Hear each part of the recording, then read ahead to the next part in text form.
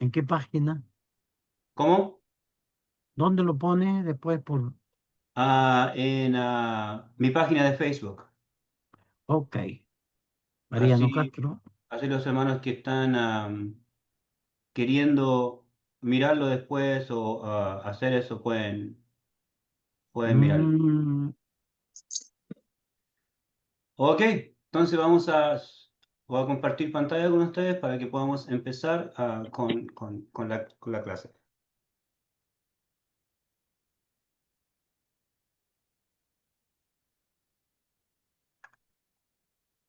Ahora se está quedando esto pegado aquí.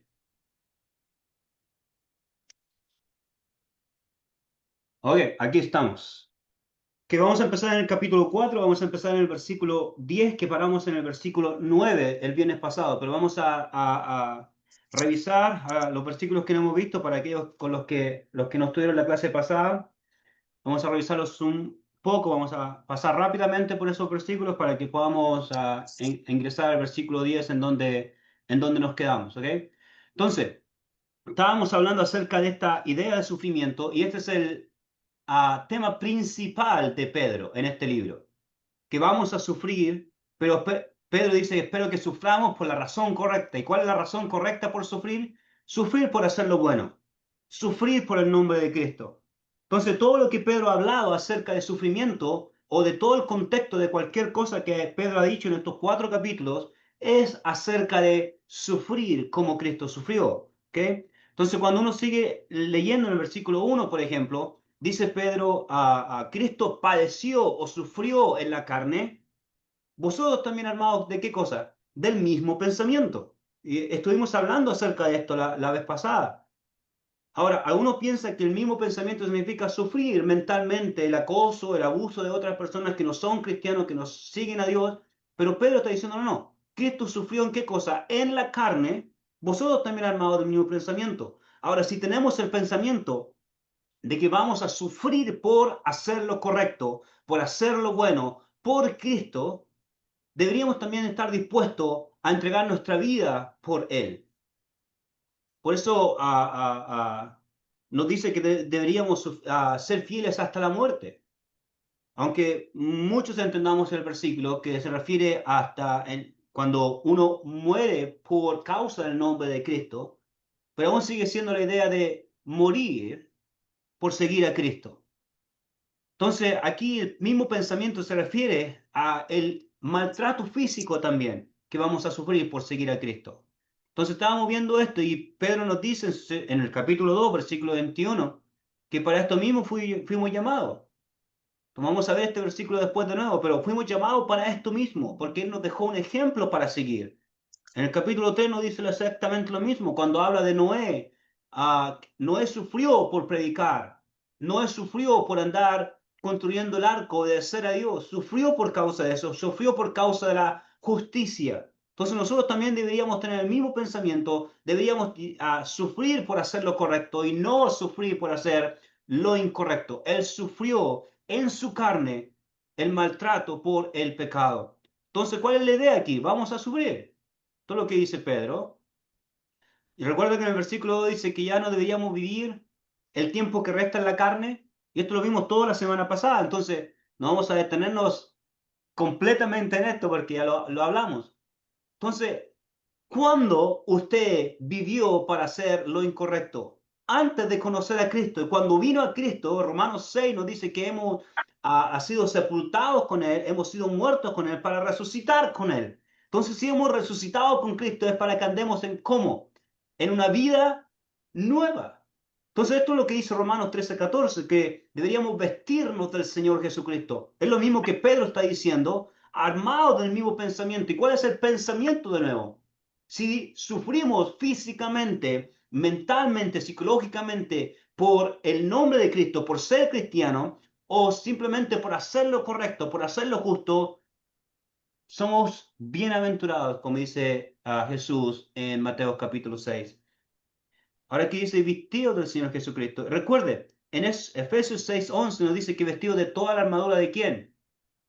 De Dios. Y muchos piensan que esta armadura se refiere a la armadura de los soldados romanos, pero Más específicamente se refiere a la, no armadura, pero a la tipo de vestimenta que los sacerdotes tenían cuando entraban al templo. Esta vestimenta que tenían una coraza impregnada con los 10 mandamientos o la idea de los 10 mandamientos, tenían algo en su cabeza, tenían esta sandalia, su ropa que era dedicada para servir al Señor. Pero esta vestimenta que tenemos en Efesios 6:11 nos habla acerca de que deberíamos vestirnos de toda la armadura de Dios. ¿Para qué? ¿Cuál es el propósito de la armadura de Dios? Para Evitar que el usted y yo diablo. podamos resistir contra las acechanzas del diablo. Hermanos, el diablo no solamente va a atacarnos psicológicamente o mentalmente, también el diablo nos va a atacar físicamente algunas veces. Y eso deberíamos estar listos y preparados para hacer esto. Entonces, hablamos de esto, de que deberíamos sufrir conforme a la voluntad de Dios y deberíamos hacer lo correcto y dejar el tiempo pasado para hacer lo que agradaba a los gentiles, ¿correcto? Por esto pasamos bastante tiempo en el versículo 3 hablando de estas concupiscencias, embriagueces, orgías, disipación, idolatría. El versículo 4 nos dice: a esto les parece cosa extraña que vosotros no corráis con ellos en el mismo desenfreno, disolución y os ultrajan. Pero ¿qué va a pasar con ellos? Ellos van a dar cuenta al que está preparado para juzgar a los vivos y a los muertos.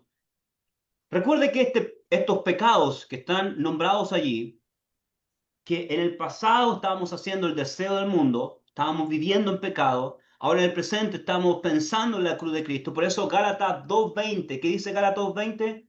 Con Cristo estoy juntamente crucificado, y ya no vivo yo, mas vive Cristo en mí. Lo que ahora vivo en la carne, lo vivo en la fe del Hijo de Dios, el cual se entregó por mí.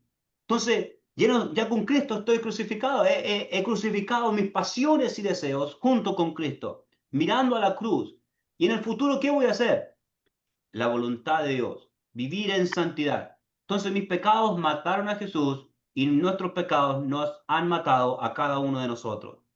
La muerte es llevada a cabo por causa del pecado. Por eso Isaías 59 nos dice que hay una separación entre Dios y nosotros. Hay una muerte espiritual entre Dios y nosotros. Entonces, recuerde que estos pecados que son nombrados allí, lascivias, concupiscencias, embriagueces, orgías, disipación, abominables idolatrías, todas estas cosas están alrededor de tres grandes pecados o inmoralidades, que es sexo, comida y alcohol. Normalmente es en las orgías que que hacían, sobre todo en las comunidades griegas, hacían orgías dedicando algo a algún dios griego, y cuando hacían algo en dedicación a un dios griego, habían orgías, y en esas orgías había mucha comida y mucho alcohol. En todas estas cosas siempre se relaciona con estos tres grandes pecados. Ahora, la pregunta que hicimos la semana pasada: ¿ha cambiado algo hoy en día? No, Quizás la idolatría ha cambiado un poco, pero los pecados que habían allí siguen existiendo hoy. Los pecados que había en el tiempo de Noé siguen existiendo ¿cuándo? Hoy. No ha cambiado mucho. Por eso, el versículo 4 y 5 nos dice que a esto les parece cosa extraña que ustedes no hagan esto. Pero Jesús nos dejó un ejemplo. Si la gente se burla de nosotros, que sea por la razón correcta y no por la razón incorrecta. Entonces, llegamos hasta el versículo 9 la semana pasada, que el fin de todas las cosas se acerca, deberíamos ser sobrios, y la palabra sobrio tiene dos ideas allí. La palabra sobrio significa no voy a estar con mis sentidos quitados, voy a tener todos mis sentidos puestos para tomar una decisión que sea correcta. Y también se refiere al dominio propio. Necesito dominio propio para poder ser sobrio. Entonces nos dice que deberíamos ser sobrios, tener este dominio propio, velad en oración y tener entre vosotros ferviente amor, porque el amor cubrirá multitud de pecados. No lo mencioné la semana pasada, pero este versículo, el versículo 8, es un versículo bastante citado por algunas comunidades de transgénero homosexual. Quizás por mencionar esto, el video estoy poniendo en Facebook ahora va a ser quitado, pero está bien. Muchos grupos homosexuales o de transgénero citan este versículo para decir que el amor cubre multitud de pecados. Si yo siendo hombre amo a otro hombre, no importa que viva con este otro hombre, porque el amor va a cubrir multitud de pecados. Si yo siendo una mujer estoy con otra mujer, no importa, porque como la amo y ella me ama a mí, el amor cubre multitud de pecados. Ahora la pregunta ¿es de esto lo que Pedro está hablando? ¿A esto Pedro se está refiriendo? ¿Que el amor No, el cubre amor. multitud de pecados? No, el pecado va a seguir siendo pecado igual, no importa cómo lo disfrace, ¿correcto? No importa cómo lo quiera desarrollar o envolver, el pecado va a ser pecado, no importa qué nombre le coloque al pecado, va a seguir siendo pecado. Entonces, ¿de qué cosa está hablando Pedro cuando dice que el amor cubrirá multitud de pecados? Bueno, él está refiriéndose al amor entre la congregación, los hermanos en Cristo, la iglesia de Dios. Por eso Pedro dice, y tener entre vosotros, como cristianos, como iglesia, como grupo, tener entre vosotros, ¿qué cosa? Ferviente Amor. amor. ¿Por qué voy a tener ferviente amor? Porque el amor cubre multitud de pecados. ¿Cómo el amor cubre un pecado? No queremos cubrir un pecado simplemente por no decir el pecado, ¿correcto? Si yo veo que, por ejemplo, déjenme decir esto. Si yo veo que en la congregación sé que un hermano está robando y sé y conozco eso, y yo, amo a mi hermano, entonces como amo a mi hermano, ¿qué voy a hacer? Voy a quedarme callado porque el amor cubre multitud de pecados.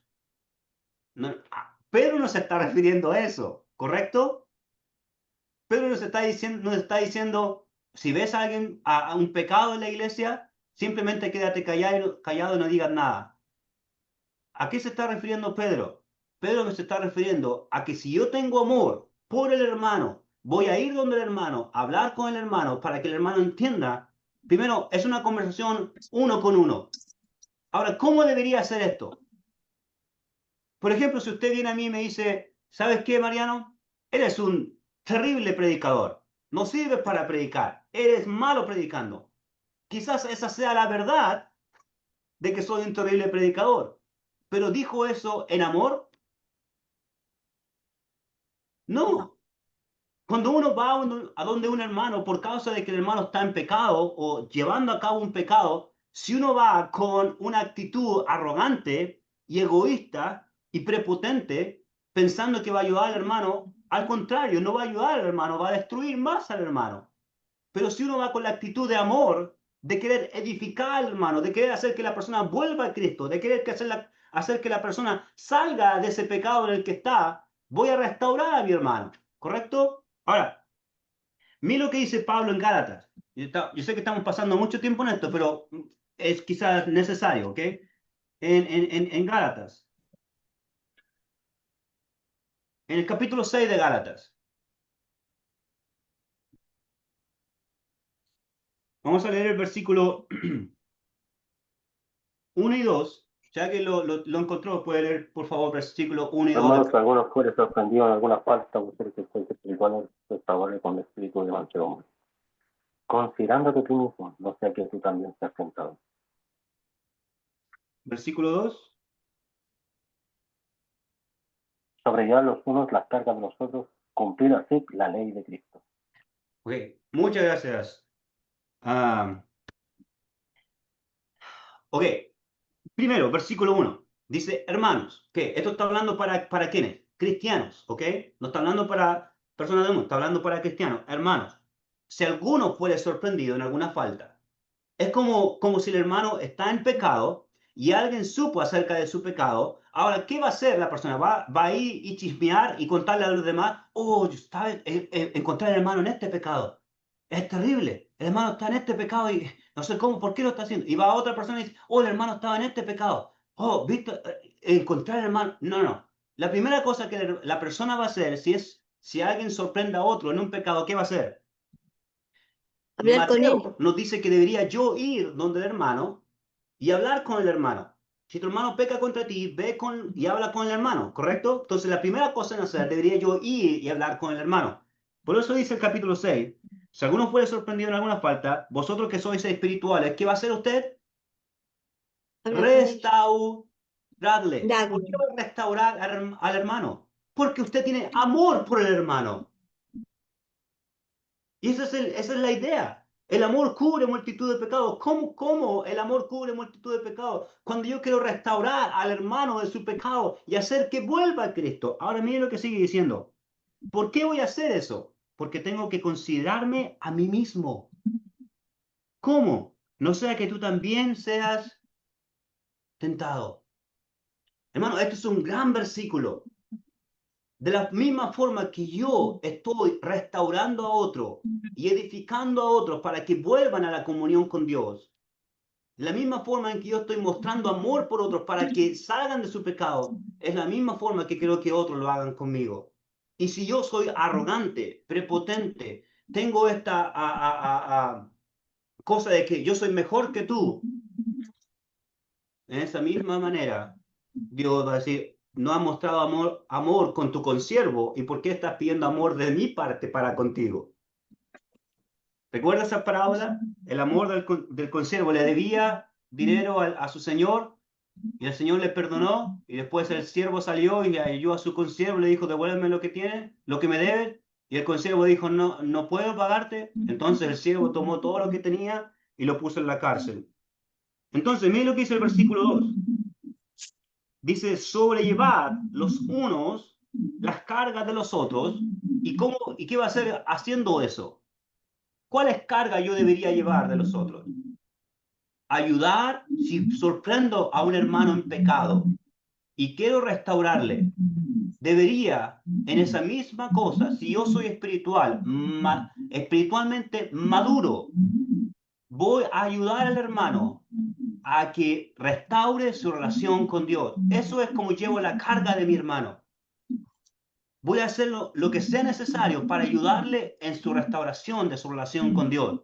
Eso es como estoy llevando la carga del hermano. Y así yo cumplo la ley de Cristo. ¿Cuál es la ley de Cristo?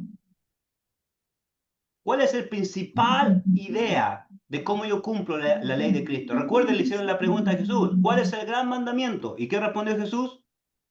Amarás al Señor Dios con todo tu corazón, con toda tu alma, con toda tu fuerza. Y el segundo mandamiento es semejante a este. ¿Cuál es el segundo mandamiento?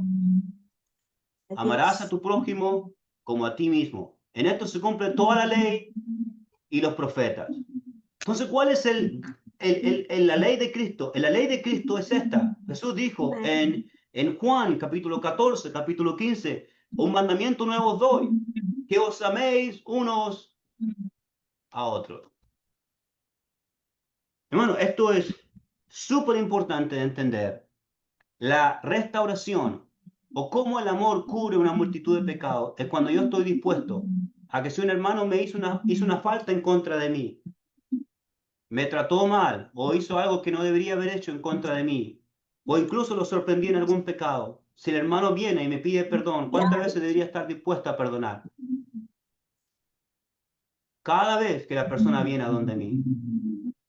Porque si yo estoy viendo a donde mi Padre Celestial, si yo estoy yendo a donde Jesús para pedir perdón por mi falta, ¿cuántas veces espero que Dios me perdone? 7, 70. Siempre. Yo espero que Dios siempre me perdone. Entonces yo debía estar haciendo lo mismo ¿con quiénes? Con mis hermanos en la fe, con los hermanos de la iglesia. Entonces después nos habla acerca de hospedar. Lamento que perdí bastante tiempo en el versículo 8, pero espero que eso haya quedado un poco más claro de cómo el amor cubre multitud de pecados. Ahora, el versículo 8 nos dice, el versículo 9, que lo hablamos la semana pasada, un poco más, dice, hospedados los unos a los otros, ¿cómo? Sin murmuraciones. Y les di un ejemplo. Ahora, ¿cuál puede ser un gran ejemplo de esto? Por ejemplo, si el hermano Emilio junto con el hermano Rosendo visitaronlo en coche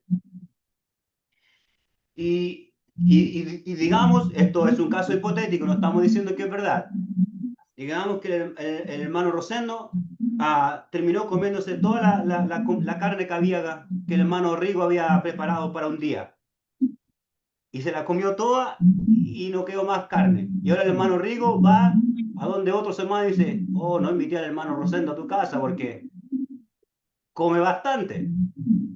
Y empieza a hablar este tipo de murmuración entre los hermanos acerca de cómo es de este tipo de cosas. Pero ¿qué dice Pedro?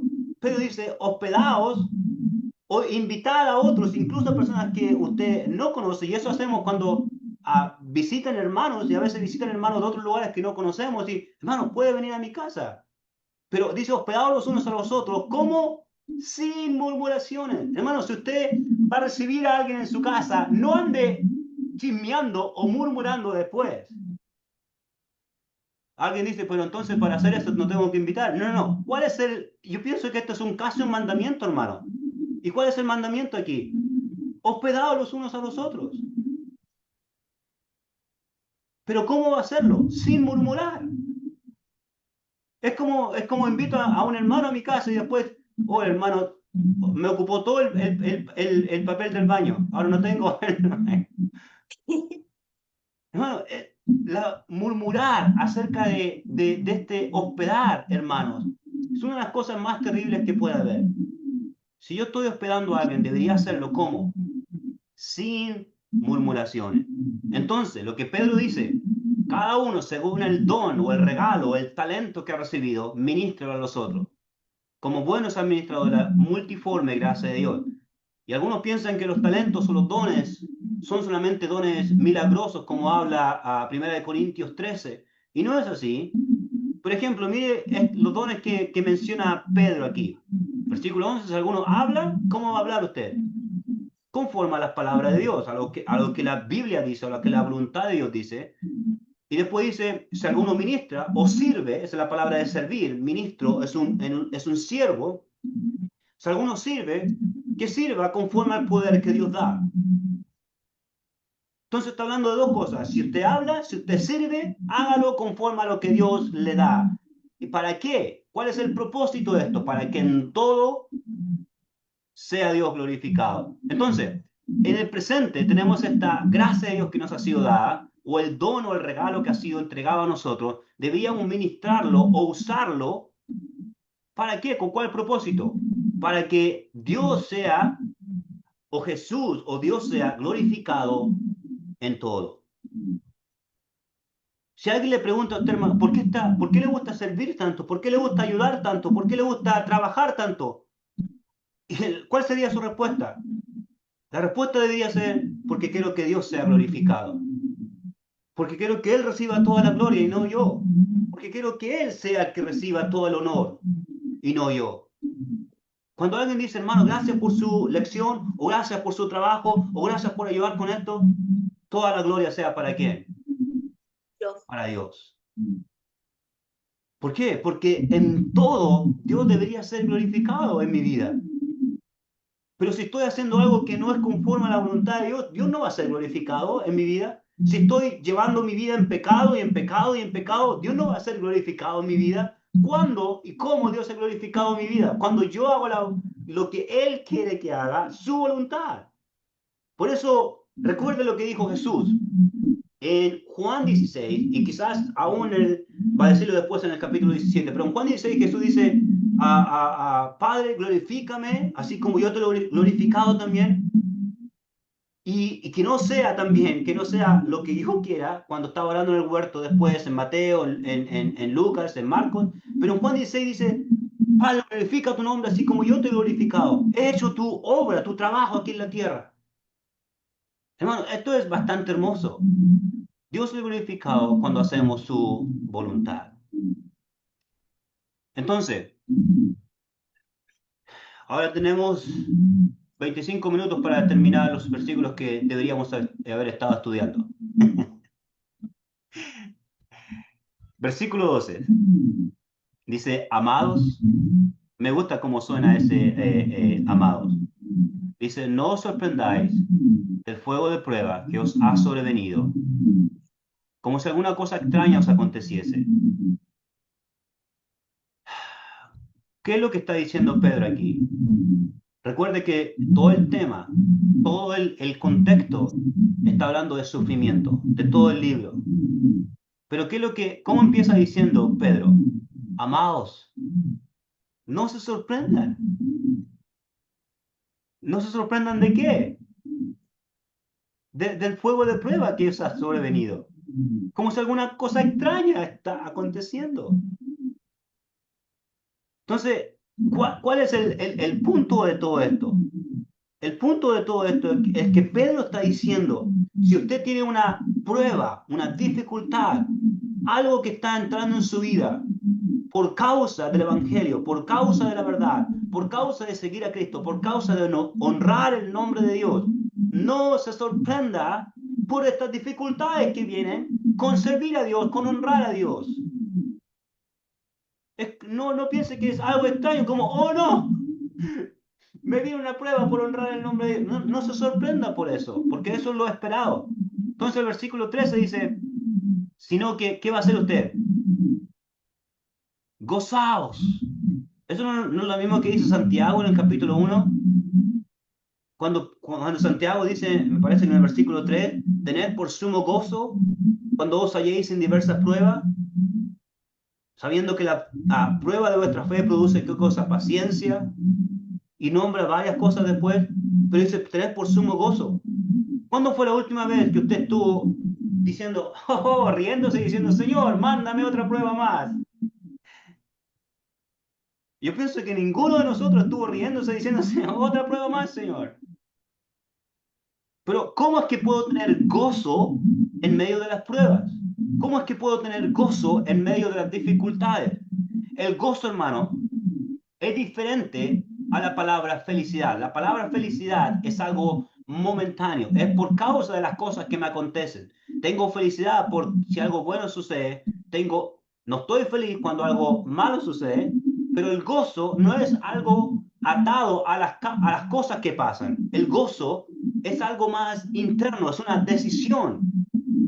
Ahora, ¿por qué la Biblia habla de gozo en vez de felicidad o alegría? Habla de gozo porque el gozo, de nuevo, es una decisión. Yo tengo gozo no por causa de las dificultades o los padecimientos, yo tengo gozo por causa de aquel que tiene todo bajo control. Y si yo sé que Dios tiene todo bajo control, ¿qué es lo que yo voy a tener? Paz y gozo porque sé que Él tiene todo, ¿qué cosa? Bajo control. Y aún si sigo sufriendo, y aún si sigo padeciendo, ¿qué es lo que me espera en el final? Me espera una recompensa eterna en los cielos. Entonces tengo mi vista puesta en el cielo. Entonces, cuando hablamos de esto, Pedro dice, no se sorprendan por el fuego de prueba o por las dificultades o por los problemas. Algo parecido dice Juan 3:13. Cuando Juan dice, hermanos míos, no se extrañen, no se sorprendan, el mundo os aborrece. No tengan esta como sorpresa en ustedes como, oh no, ¿por qué el mundo me aborrece? El mundo nos aborrece, ¿por qué causa? Jesús dijo en Juan, si no recuerdo mal, Juan 12, que el mundo lo aborreció a él primero, entonces nos va a aborrecer a nosotros también. ¿Y por qué? Porque él exponía que las obras del mundo eran malas. Y esto es una gran cosa que Jesús está diciendo, que el mundo nos aborrece, pero es porque él aborreció a él primero. Entonces, hemos sido llamados para esto, para que sigamos las pisadas del Maestro. Ahora, ¿a dónde nos llevan las pisadas del Maestro? Las pisadas del Maestro nos llevan ¿a dónde? A las pruebas, a las dificultades. Y si usted quiere seguir las pisadas del Maestro, lo van a llevar allí. Deberíamos estar dispuestos de sufrir por Cristo. Entonces, todas estas cosas deberían ayudarnos a entender que el contexto de Pedro es suframos por lo correcto. Entonces, el sufrimiento o las pruebas es algo esperado, ¿correcto? Deberíamos esperar las pruebas. Incluso más, hermano, deberíamos querer las pruebas. ¿Por qué deberíamos querer las pruebas? Porque las pruebas nos ayudan a crecer en nuestra fe. ¿Cuántos de ustedes quieren ser más maduros en su fe? ¿Cuántos de ustedes quieren crecer más en su fe? Si usted quiere crecer más en su fe, si usted quiere ser más maduro en su fe, ¿qué es lo que debería esperar? Pruebas.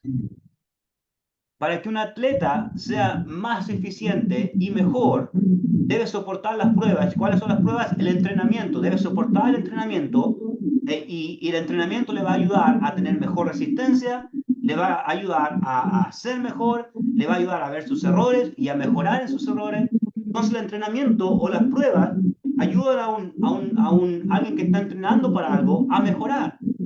Espiritualmente para nosotros, el entrenamiento que tenemos son las pruebas que tenemos, las dificultades que tenemos, sobre todo cuando sufrimos por lo correcto y por lo bueno. Y esto es el mismo contexto que nos va a llevar después. Ahora, versículo 13 nos decía, ¿qué es lo que voy a hacer al contrario? No debería hacer esto, sorprenderme, pero ¿qué es lo que debería hacer al contrario? Debería gozarme. ¿Gozarme de qué? De los padecimientos, de sufrir. Debería gozarme de que estoy sufriendo o de este fuego de prueba. Y de nuevo, ¿por qué debería gozarme? Porque estoy sufriendo como Cristo. Entonces, ¿es algo esperado? ¿Debería gozarme? Mire lo que dice Hechos 5:41. En Hechos 5:41 dice, y ellos salieron de la presencia del concilio, hablando de Juan, hablando de Pedro, después de haber predicado una segunda, tercera, cuarta vez, cuando ya les habían amenazado diciendo, no queremos que ustedes hablen más en el nombre de Jesús. Si lo siguen haciendo, vamos a azotarles, vamos a castigarles, pero no queremos que hablen más en el nombre de Jesús. ¿Y qué hicieron? Siguieron hablando en el nombre de Jesús. No se quedaron callados. Y después de que los encontraron de nuevo, hablando en el nombre de Jesús, ¿qué hicieron? Les azotaron.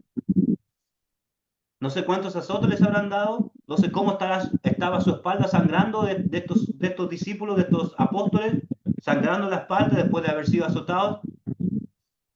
Pero ¿qué pasó en el versículo 41? Que ellos salieron de la presencia del concilio. ¿Cómo salieron? Gozosos. ¿Por qué salieron gozosos? No por causa de los azotes. Hermanos, cuando yo era niño, no recuerdo ni siquiera una vez que yo estaba riendo o feliz de que mi abuela o mi abuelo me diera con el cinturón. Nunca recuerdo haberle dicho a mi abuelo o mi abuela, ya, dame uno más, porque me gustó el otro. Pero Pedro y Juan no están gozosos de qué cosa, de los azotes, están gozosos de haber sufrido por causa de quién, de Cristo. No es el sufrimiento en sí el que me da gozo, es por la causa de aquel que estoy sufriendo es lo que me da gozo. ¿Entiende la diferencia? No es lo físico lo que estoy sufriendo, es por aquel por el cual estoy sufriendo. Si sufro por Cristo, eso es algo demasiado hermoso. Mateo 5 dice, bienaventurados sois cuando por mi causa os, ¿qué cosa? Vituperen y os persigan y digan toda clase de mal contra vosotros. ¿Cómo? Mintiendo. Es como si Jesús estuviera hablando del mismo. Estaban mintiendo acerca de Jesús cuando le crucificaron, cuando le tomaron preso. Pero el versículo 12 dice, gozaos y alegraos. ¿Por qué? Porque vuestro galardón es grande en los cielos. Hermanos, si esto no le da ánimo, esperanza, no sé qué más le podría dar ánimo y esperanza. Jesús no está diciendo, gócense y alégrense por el maltrato, por lo que van a sufrir. No. Gócense y alégrense porque pueden sufrir por mí y al mismo tiempo pueden tener un ganador grande en los cielos. Entonces, ¿qué es lo que me da gozo en el final? No es el sufrimiento en sí. Primero, es por aquel por el cual estoy sufriendo. Y segundo, porque algo grande me espera ¿en dónde? En los cielos. Entonces la recompensa es mucho más valiosa que lo que estoy sufriendo ahora. Por eso dice el versículo 14, si sois vituperados por el nombre de Cristo. Vituperados significa soy insultados o maltratados por el nombre de Cristo. Ustedes, ¿cómo es? Es bienaventurado. ¿Por qué? Porque el glorioso Espíritu de Dios reposa sobre vosotros. Ciertamente de parte de ellos, Él es blasfemado. Pero por vosotros, ¿qué cosa es? Es glorificado. Ahora, quiero explicar un poco el versículo 14, el final del versículo 14. ¿Por qué Pedro dice, ciertamente de parte de ellos, él es blasfemado? ¿Quién es el él del que está hablando? De Dios.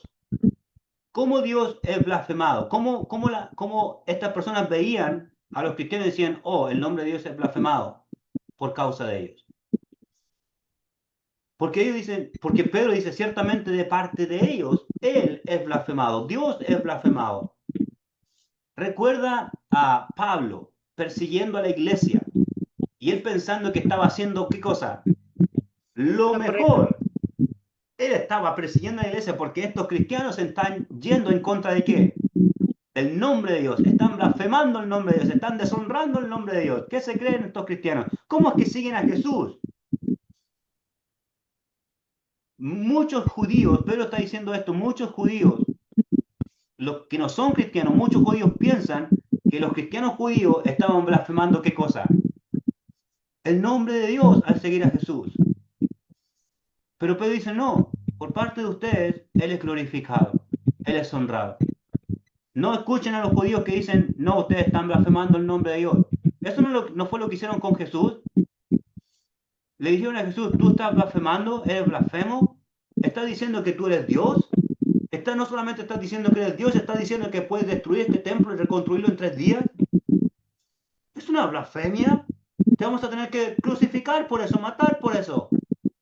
Pero todos sabían que era mentira lo que estaban diciendo. Pero aún ellos estaban diciendo, no. Tú estás blasfemando el nombre de Dios. Y Jesús, no estoy blasfemando el nombre de Dios, estoy al contrario, glorificando su nombre. Entonces, no, sino y sí. ¿Cuál debería ser el sí que vemos aquí? Si soy vituperado por el nombre de Cristo, soy bienaventurado. Soy insultado, maltratado por el nombre de Cristo, soy bienaventurado. Entonces, así que ninguno de vosotros padezca como homicida, como o ladrón o malhechor, o por entrometerse en lo ajeno. Hermano, en el versículo 15, ¿qué es lo que le llama la atención del versículo 15? Voy a dejarle un momento allí para que piense. ¿Qué es lo que le llama la atención del versículo 15? Si alguien me puede decir. Aprovecho de tomar un poco de café. Entrometerse en lo ajeno. ¿Cómo? Entrometerse en lo ajeno. Muchas gracias, hermano mío, por ver eso. No sé si usted se da cuenta que Pedro dice, ninguno de vosotros padezca como ¿qué cosa primero? Homicida. Ser homicida es un pecado bastante grande. ¿Correcto? Ser homicida es un pecado bastante... Un ladrón aún sigue siendo un pecado bastante grande. También dice malhechor, es como alguien que está haciendo lo malo, simplemente. No está robando quizás, no está matando, pero aún está haciendo cosas malas. Pero ¿cómo es que Pedro puso homicida, ladrón, malhechor y después dice, y por entrometerse en lo ajeno? ¿Qué tiene que ver entrometerse en lo ajeno con estos 3 otros pecados? Hermano, muchas veces hay hermanos que se están entrometiendo en lo ajeno constantemente. No tienen nada que ver con lo que están haciendo. Se entrometen simplemente en lo ajeno. Y esto es terrible de pensar que hermanos simplemente se entrometen en lo ajeno con algo que ni siquiera tienen que ver. Por ejemplo, déjenme darle un ejemplo. Si mi esposa y yo somos cristianos, y digamos que mi hija no es cristiana, mi hija digamos que mi hija tiene unos 17, 18 años, y no es cristiana, ella no es cristiana. Yo soy cristiano, mi esposa es cristiana, pero mi hija no es cristiana, y ella tiene unos 17, 18 años. Ahora, mi hija entró en fornicación y quedó embarazada. Tuvo relaciones con un hombre y quedó embarazada. Entró en fornicación. Ahora pueden haber hermanos en la congregación que vengan de mí y me digan, ¿por qué tu hija está embarazada? No debería estar embarazada tu hija, deberías quitarla de tu casa y no debería vivir más contigo en tu casa. ¿Qué están haciendo esos otros hermanos?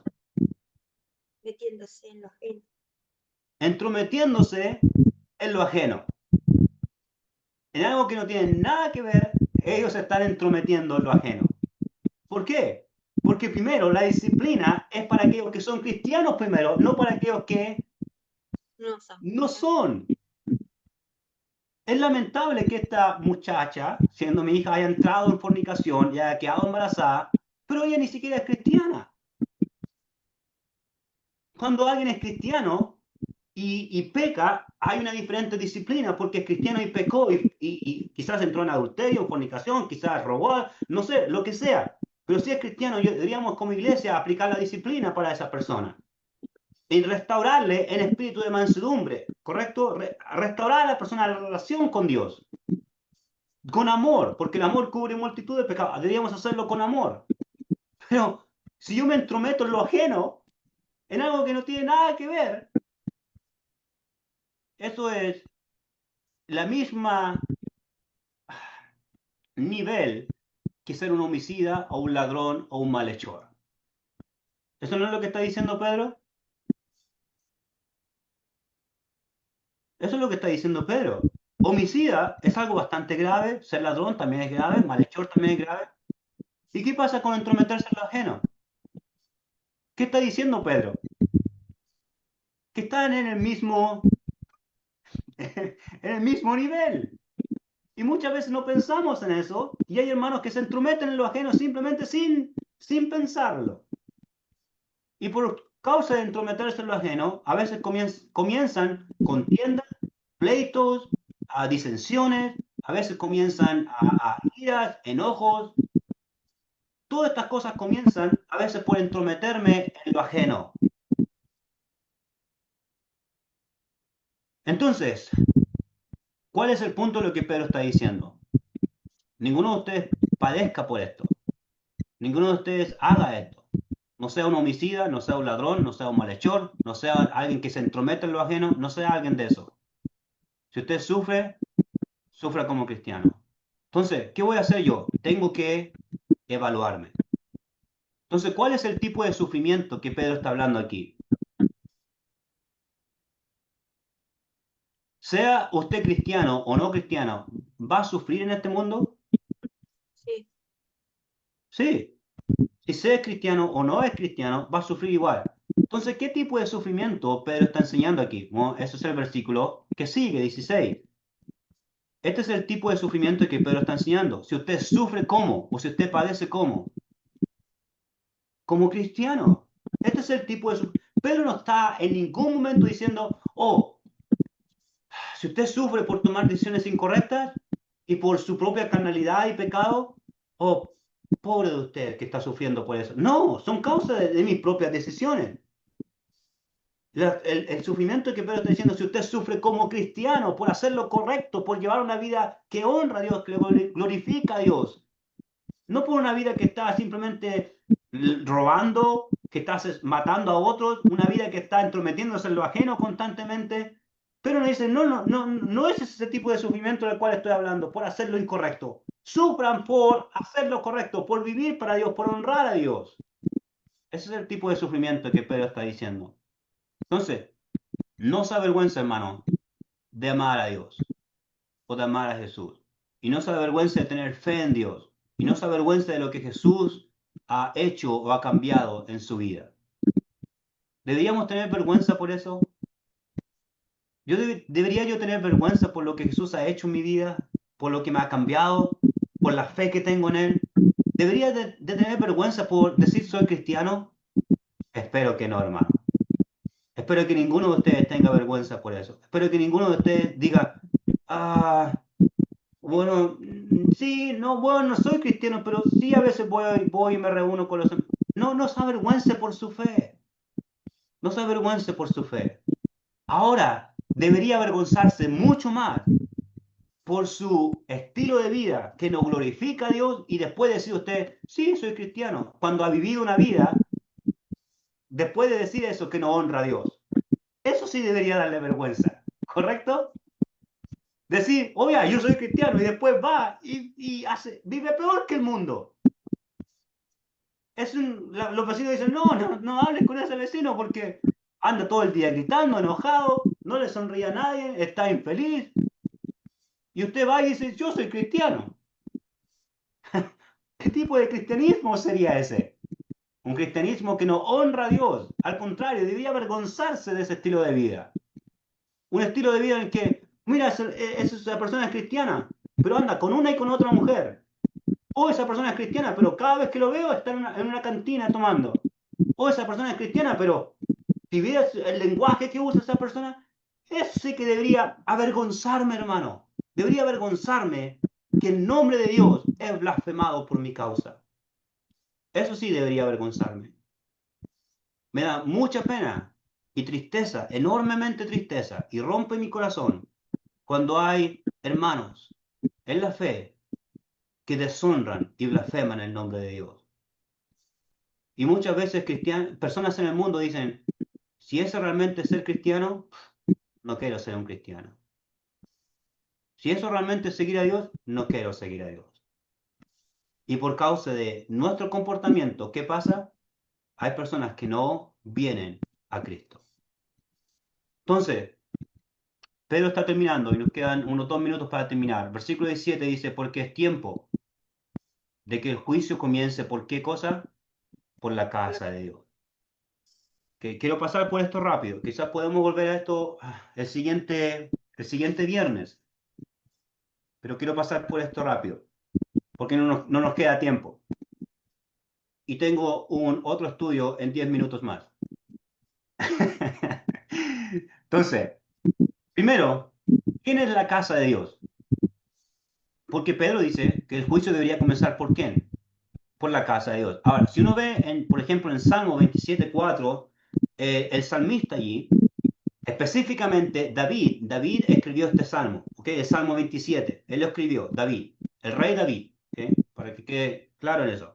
Y lo que el rey David dice aquí, dice, una cosa he demandado a Jehová, esta buscaré, que esté yo en la casa de ¿qué? De Jehová todos los días de mi vida, para contemplar la hermosura de Jehová y para inquirir en su templo. Ahora, tengo una pregunta difícil, usted la puede buscar, la puede estudiar y puede indagar, ¿ok? Porque no tenemos tiempo para ir en detalle en esto.